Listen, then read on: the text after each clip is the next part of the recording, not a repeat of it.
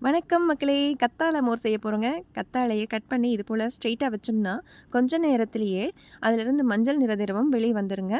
அதுக்கப்புறமா கத்தாழையோடைய கீழே மேலெல்லாம் கட் பண்ணிவிட்டு சைடு ஓரங்களில் இருக்கக்கூடிய முள்ளையும் எடுத்துக்கலாம்.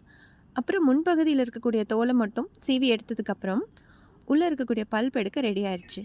இது ஒரு ஸ்பூன் வச்சு இந்த மாதிரி வைப் பண்ணி எடுத்துக்கலாங்க. இப்படி எடுத்து எல்லா கத்தாழையிலிருந்தும் இது மாதிரி எடுத்துக்க போகிறோம். எடுத்துகிட்டு அதை வாஷ் பண்ணிவிட்டு அது கூட கருவேப்பிலை, கொத்தமல்லி, இஞ்சி, பச்சை மிளகாய், எலுமிச்சம்பழம் இது எல்லாம் ஆட் பண்ணிவிட்டு கூடவே கொஞ்சம் இந்துப்பு போட்டுக்கிறோம். இதை ஒரு மிக்ஸி ஜாருக்கு ட்ரான்ஸ்ஃபர் பண்ணிவிட்டு நல்லா கிரைண்ட் பண்ணிக்க போகிறோம். பாருங்கள், சூப்பராக ரெடி ஆகிடுச்சு நம்ம கத்தாழை மோர். இதை அப்படியே சில்லுன்னு சர்வ் பண்ணலாங்க. இது கூட நம்ம ஐஸ் வேணால் ஆட் பண்ணிக்கலாம். வெயில் காலத்துக்கு சிறந்த பானம்.